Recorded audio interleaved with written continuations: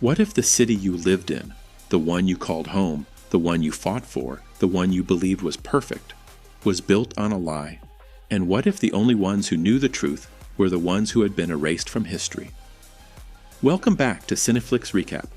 Today we're diving into Zootopia 2, the 2025 Disney animated sequel that made over $1 billion at the box office and left audiences everywhere in complete shock.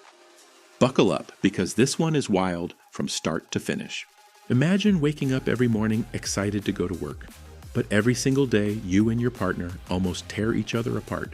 That's exactly what's happening with Judy Hopps and Nick Wilde. After cracking the biggest case in Zootopia's history, these two are officially detectives and partners at the Zootopia Police Department. Sounds perfect, right? Wrong. Judy is the type who shows up early, plans everything, and takes every case like her life depends on it.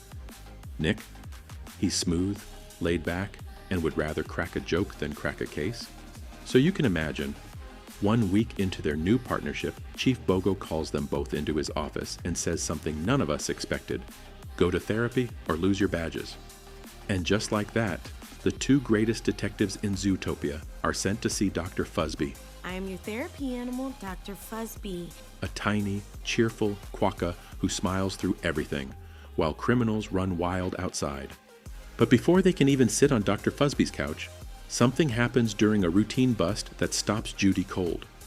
During a raid on a smuggling operation at the city's shipyard, Judy spots something strange in the back of a suspect's catering van, a piece of shed snakeskin. Reptile. Now here's the thing, snakes haven't been seen in Zootopia for years. Actually, not just years. Nobody can even remember when snakes were last in the city. They don't exist there. Or at least, that's what everyone believes. Judy brings it up to Chief Bogo. He waves it off. Nick raises an eyebrow but stays quiet. Everyone acts like she's overthinking. But Judy? She can't let it go. Because here's what she's noticed. A big fancy gala is coming up. The city's centennial celebration. A party for Zootopia's 100th anniversary. And at that gala, a priceless family heirloom belonging to the powerful Lynx family will be on display for the very first time. Judy connects the dots quietly, and what she figures out is going to change everything. The night of the gala arrives. Glitter, glamour, and hundreds of Zootopia's most powerful animals, all gathered to celebrate the city's greatest achievement, a book. A diary, actually. A rare, ancient diary written by the founder of Zootopia that explains how the city's famous weather walls were built. The technology that keeps every district at the perfect temperature for every species. Judy and Nick show up undercover, dressed to impress and pretending to be guests. But their cover doesn't last long. Chief Bogo spots them and marches over. As he drags Nick away, something catches Nick's eye. A long, scaled tail curling silently around the chandelier above the crowd. Nobody else sees it. But Judy does. She breaks free, ducks under tables, dodges waiters, and chases the intruder to the back of the room, just as the diary is snatched from its display case. Judy corners the thief, and for the first time, she comes face to face with a pit viper, smooth, silent, and watching her with calm, unblinking eyes. His name is Gary DeSnake, and instead of attacking her, he talks. This is where the story turns from a heist movie into something deeper. Gary doesn't want to rob anyone. We aren't the bad guys. They are. This journal holds the secret that will prove it. He isn't here to destroy anything. He is here because that diary belongs to his family. Or rather, to his great-grandmother, a reptile named Agnes, who helped build Zootopia. Agnes wasn't just a worker. She was the original engineer behind the weather walls, the genius who figured out how to give every district its own climate. She was brilliant, dedicated, and she believed in a city where all animals could live together. But then one night, she discovered something that would get her killed. The patriarch of the powerful Lynx family, the very family now celebrating at the gala, stole Agnes's invention. He took credit for her work, hid her contribution from history, and when she threatened to expose him, he had her blamed for a crime she didn't commit. Agnes and all the reptiles were banished from Zootopia forever. For generations, nobody knew the truth. The Lynx family's name was written in every history book. Agnes's name was erased, and Gary has spent his entire life trying to get it back. Judy listens to all of this, and for the first time in the film, she doesn't know what to do. Because what Gary is describing isn't just theft, it's justice.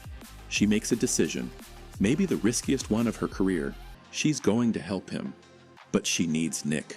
And Nick, well, he's still not entirely sure this is a good idea.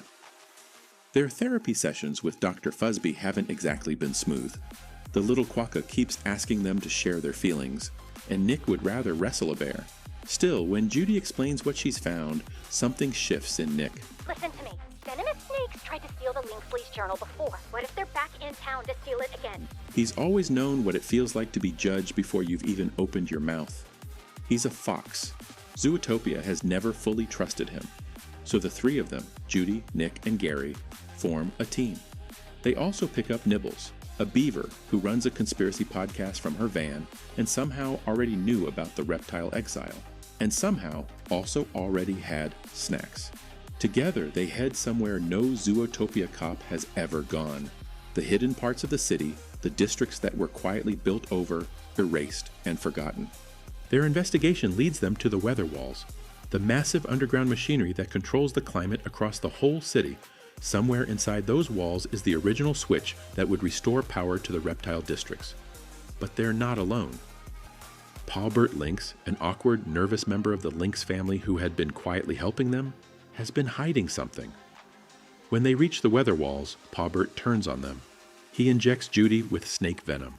Not metaphorically, literally. A syringe. Judy collapses. Gary is thrown into the freezing cold of one of the Arctic sections, and Paulbert takes the only anti-venom pen and runs.